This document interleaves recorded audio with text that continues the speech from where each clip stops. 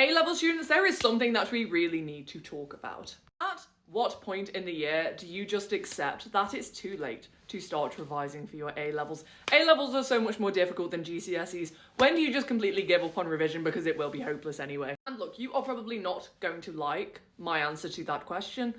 It's never. You are never going to give up on your A-levels, on your future self, because it is never too late to start revising. But let this video be a reminder that you can start right now. You can start this instant if you want to. You can look for flashcard decks on online flashcard provider apps. These are standardized exams, mind you. So there will be somebody who has made flashcards for AQA A-level biology. They will be freely available on Anki, on Quizlet, whatever you fancy. If you are running out of time, let's say this video pops up on your feed the day before your first A-level, you are going to focus on those topics that you are weakest at. But not only that, because that's very generic advice, you are going to focus on those topics that you are weak at that are also high yield.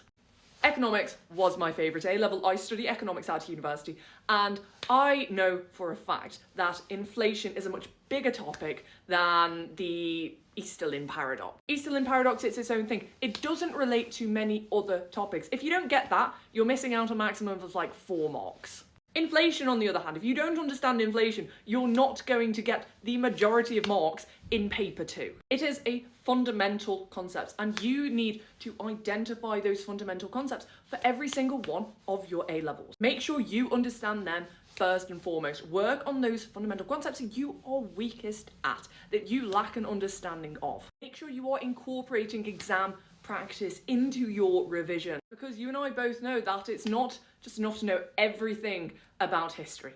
You need to understand how to write an essay. If you want to see daily study tips for A-levels, be sure to follow for more, because I am posting every single day until your exams, and I will be here for every single step of your revision.